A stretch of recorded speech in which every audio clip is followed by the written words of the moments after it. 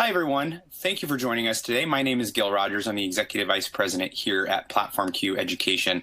I'm excited to be sharing a special presentation today, Building Your Online Admitted Student Plan. Just a little bit of introduction to who we are. Platform Q Education is the engagement experts. What we've been doing for the past 15 years or so is developing and executing online engagement strategies that help support conversion and yield at really each phase of the student process. We work with institutions from across the country and around the globe to help with developing programs to reach and support students from post-inquiry all the way through enrollment, pre-orientation, and pre-arrival once students come on campus. We've also been, at the same time as developing this strategy, we've also been developing best-in-class software to support what we call omni-channel engagement. And what we mean by that is, in addition to webcasting and streaming and live online chat, which are key components to our software platform, we also incorporate email and global SMS to help drive the traffic to those events and programs to identified student audiences. And the last piece to really think about is the integration. Any good software platform is going to talk to other software platforms to support your success. So Conduit, our platform that we use to develop these strategies, is able to be integrated into and support your programs from a strategic level by aligning with your overall recruitment plans, as well as from a software level by playing nice with your CRM to provide additional insights and data to support conversion and yield outcomes and visibility into those outcomes. One of the reasons why we've gone about this in this way is that we know that with today's reality, students are visual first, video first, and also chat first in a lot of ways. So 80% or so of traffic on the internet by the end of 2020 is going to be video streaming. That's not debatable. That's data from eMarketer and other sources. We also know, based on research from Ruffalo and Olevitz and EduVentures and others, that 9 out of 10 students watch videos from colleges, and a bad experience can result in a student removing you from their list altogether. So no matter how good your program is, how good of a fit it might be, if a student's having a hard time connecting with your institution online, whether it's your website, your social media, video content, that all of these interactions provide opportunities for students to have a good or a bad experience. And the last piece that we know and we've seen over the past few years is the growth in site chat. Nearly half of students would prefer website chat over other channels like sending emails, following up communications via direct mail and others. And the reason for this is, if you think about it from a customer service perspective, students are used to, just like if as us as consumers are used to going on websites and chatting with a customer service rep, having the ability to chat live with a person is just a better experience now than having to pick up the phone, find the right person, find the right phone number. So we say all this with the understanding that as enrollment marketers, enrollment managers, we are going to have to continue to evolve our strategies and have to continue to generate more content to reach and support our prospective student audience in effective ways. And this, of course, means that while we need to increase content for more channels, we're also always fighting that battle of having less resources, having less time. We're all busy. And then also there's always something. And one of the reasons for this webcast is, there's always something that causes concern and challenges that are going to impact attendance at admitted student events and programs every year. Every year there's canceled flights. Every year there's snowstorms that impact students' ability to get to you. This year it's the coronavirus and the potential for large scale flight cancellations, flight bans, travel bans, families being afraid to travel, not wanting to travel and put themselves at risk. So, of course, we need to now come up with alternatives to support families and students throughout this process, while at the same time juggling everything else that we already do. We know that online engagement planning is important, but it's also difficult. Anybody can host a webinar, right? You can fire up a webinar on a number of platforms, but the challenge with that is managing the data from those platforms. What does the user experience look like? Does it look, feel, and act like an extension of our website? Because when it's not, that creates a negative experience that could then impact the student's desire to attend your institution. Do these tools talk to each other? Does the platform that I'm using to broadcast my webinar talk to social media? Does the data talk to my CRM? Does the chat tool talk to the video platform? These are all things that create challenges and make it hard for us to kind of manage this process. So like I mentioned before, when we developed Conduit, we did it with the idea that we want to integrate all of these things together and really drive it with strategy that supports outcomes throughout each phase of the process. So when we talk about Conduit, it's not just a webinar platform. It's not just an email marketing platform. what Conduit is it's an alignment of strategy and support from really that marketing and planning and execution all the way through the individualized event production and post-event marketing as well. So that includes a branded platform. So it's not just a video player with a corporate logo in the corner. It's your video player with your branded logo in the corner. It's your webcasting, streaming content available live and also on demand. It's that ability to broadcast on social media as well as keep content kind of gated for specific audiences. And that's, again, going back to that strategy and execution. Sometimes you want to stream live to social. Sometimes you don't, because it depends on the audience that you're trying to address and support.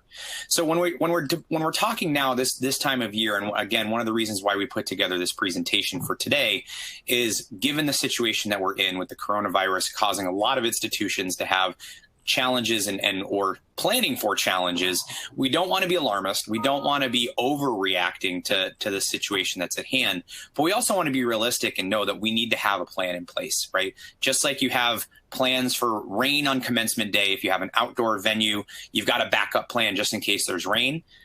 If something happens in a few weeks where you need to plan on adjusting your schedule or adjusting your travel plans, it would be nice to already have a plan in place. You know, you don't want to wait until it's too late to be able to have this type of strategy to be able to implement it. So when we talk about building a digital engagement plan, what we kind of recommend is at minimum one, but at on average 3 or even more events that are dedicated online. They don't have to be full day long programs like your campus programs. It can be a 15, 20-minute webcast. It can be an hour webcast.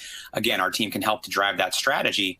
But all of these become kind of just an extension of your traditional communication plans, right? Most communication plans have a sequence of emails and letters and potentially text messages that go out on a schedule on a specific time. You can do the same with a virtual event program to say, we're going to have an online admitted student day. We're going to have a academic showcase or an academic experience or a student experience showcase. We're going to have pre-arrival content, pre-orientation content. We're going to drive those with a pre-event promotion email, just like we would do with an open house. We would send an invitation to open house. We'd send a reminder for open house, and then we'd send a follow-up to open house. This is no different. The only difference is that instead of having that student travel to campus, which they may be limited to now, having that opportunity online and driving it across those different platforms.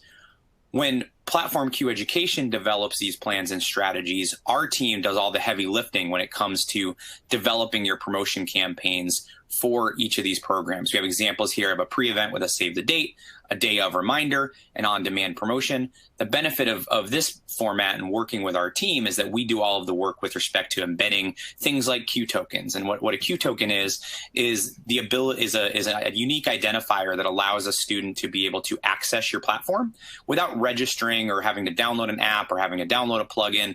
So when they click that link, whether it's via email or they tap it in a text message, it brings that student directly to your platform to engage with your content without having to identify themselves, but you already know who they are and can track all of the activity that they're doing on your platform. So now, instead of having to create friction of a register form, register for our webinar, register for our event, et cetera, you cut out that process completely and drive the student directly to the platform, while then being able to measure ROI on your efforts because you know who attended the events. We deliver that data back to your CRM and have the ability to then manage follow-up communications from there. Now, like I mentioned before, there also are the opportunities to broadcast to social media as well. So, Conduit is available on desktop and mobile. It's browser-based. There's no downloads, no plugins. I don't know any student who would download an app to watch a webcast from a college. It's just not going to happen.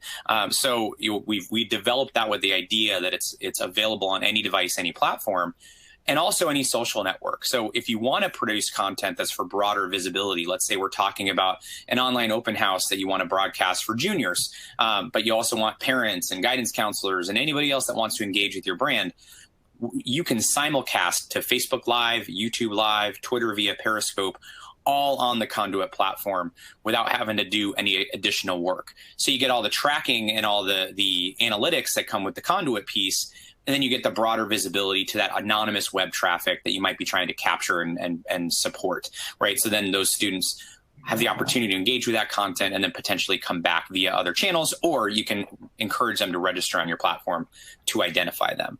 So all this to say, like I said earlier in the presentation, we've had a number of institutions over the past 48 hours or so, if not the past week or so, reaching out to us and saying, hey, the provost just came downstairs and canceled all of our on-campus events because they want to minimize risk to the campus community. What can we do to develop an online event strategy? Or 75% of our incoming students are for our graduate program are international students. What can we do to best support those students? And our team has been working very hard over these past few days to help institutions with developing a content plan to execute those. We had one institution that reached out 2 days ago. We're on campus today. We'll have a program with them on Monday for an audience that they've already identified. So this is a reality, right? Like I said, we don't want to be alarmist. We don't want to overreact, but it's important to have a plan, and it's important to not wait for the fire to be right in front of you to put together this plan. This is not one of those situations where you can afford to wait for that to happen.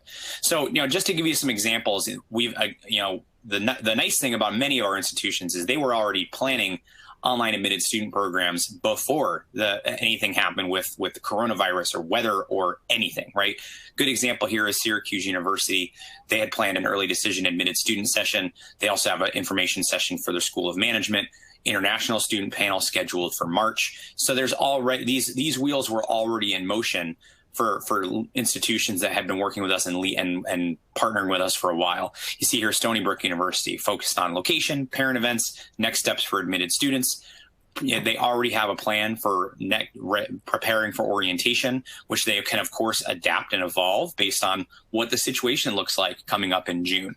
University of Tampa, great example here. I mentioned minimum 1, at average 3. Then you have institutions like Tampa that kind of go full cycle with the content, parent panels, student panels, transfer student panels, online information sessions for students who may not be able to come to campus. This is not just necessarily about admitted student yield, but it's also about prospect engagement.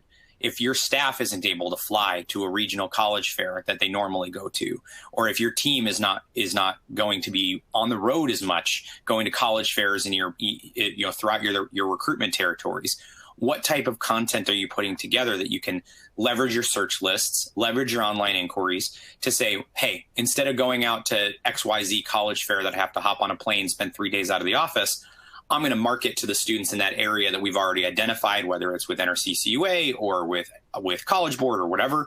We have our lists of inquiries from over the past year. You know who your identified audience is. You can develop a plan to engage that audience and not necessarily have to be at every regional college fair all over the country to be able to do that.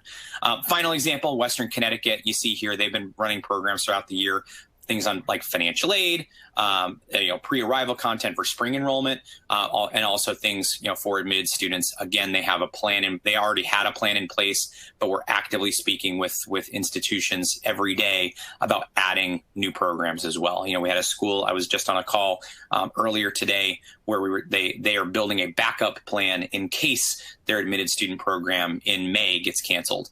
And that's okay. It's important to have a backup plan. But as we went through the conversation, we determined that it was even better just to have the content they produced for that day and have it available and promote it pre and post any events that they already do. So things like financial aid presentations, student panels, these things don't go bad, right? Even if it's recorded content that you're promoting at specific times of the cycle, that's better than not having anything at all. And it provides an opportunity to re-engage those students throughout the process.